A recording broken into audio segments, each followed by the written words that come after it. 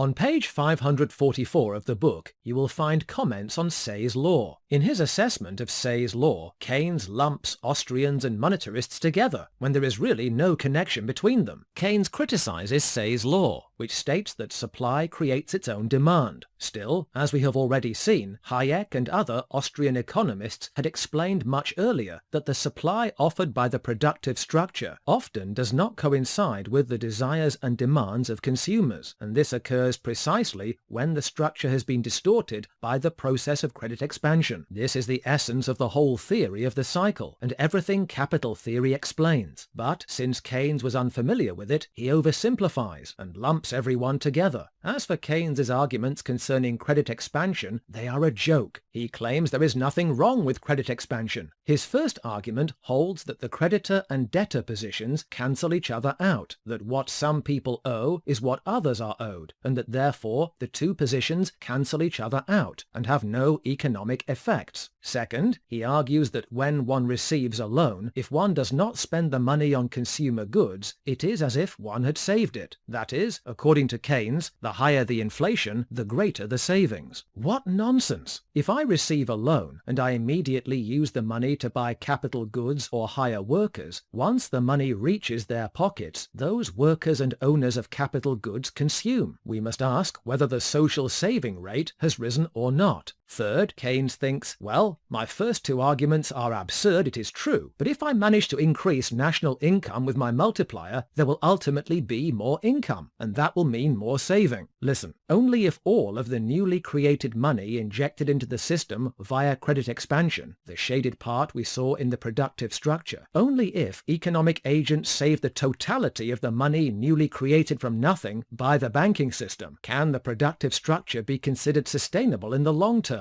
If part of that money is spent on consumption. And in fact, we have already seen that all the incentives point in that direction, because during the boom and the bubble, we think we are richer, and everyone says, imagine that! My neighbor just sold an apartment like mine for 2 million euros. I am a millionaire. I am going to the Caribbean. Listen, you are not a millionaire, nor are you any richer than you were before. You have the same. What the apartment yields are the services it provides, a place to live, a home, and those have not increased. If you go off to the Caribbean, you are consuming your capital and impoverishing yourself. In the end, not only is all the money created by credit expansion not saved, but much more consumption is actually stimulated. And if any part of what is injected is not saved, that is enough to trigger all of the 6 microeconomic effects we have already analyzed. These pop the bubble, give predominance to the true desires of consumers, and spark off a financial crisis and an economic recession. Please also read about the concept of the marginal efficiency of capital. According to Keynes, this is the rate at which the historical cost of a capital good is equal to its future flow of returns. Note that Keynes is still anchored in the pre-scientific stage of economics, when it was thought that costs determined prices, and not the other way around. In other words, you build a capital good, and what it has cost you is already part of the price. It is fixed, and it is what determines the price of the capital good. No way! The market price of a capital good tends to equal the value of its future flow of returns, discounted by the interest rate. We have already seen that the value of an apartment which yields 10,000 euros a year at an interest rate of 5%, assuming it does not depreciate, is always equal to the annual rent divided by the interest rate. We looked at the formula. So, if the interest rate goes down, the present value of the apartment goes up, regardless of its cost. And that is precisely what guides entrepreneurs on where they should invest. If people decide to save more, and the interest rate falls, the value of capital goods multiplies. And since it costs little to produce them, we all embark on the production of capital goods, and we demand factors of production to build houses, for instance. And as we saw, one of the effects of genuine saving is that it leads to healthy and sustainable investment. Yet, we also saw that if the drop in the interest rate is caused not by genuine saving, but by mere credit expansion, Entrepreneurs act in the same way. That is, they rush to invest in capital goods, which appear to them to be very profitable, but later they inevitably discover that nobody wants, for example, the 1 million apartments they have built in Spain. Interest rates fell not because saving increased, but because the central bank reduced them to zero or even negative real rates. Entrepreneurs do not know if loans come from genuine saving or credit expansion. They rush to invest, and like machinery, they are very efficient, and they build 1 million apartments that we later discover nobody wants. Nobody ever wanted them, but the workers are already there, and the companies, etc. And so we find ourselves in a serious predicament. We must reorganize and transfer workers to more viable lines of production, absorb those apartments, etc. So, notice that Keynes is still rooted in the pre-scientific stage of economics, prior to the subjectivist revolution. In the pre-scientific stage, costs were thought to determine prices, and not the other way around. Perhaps it is Keynes' definition of the marginal efficiency of capital which best reflects this scientific error. And as for his criticism of Mises and Hayek, it really is laughable, because Keynes completely misinterprets the words of Mises and Hayek. Robertson himself even wrote Keynes a letter. He wrote, "Listen, Keynes, you are saying just the opposite of what Mises and Hayek say." And Keynes answered him, "You are right, Robertson. In my next work I will acknowledge it." And do you know what? He never did.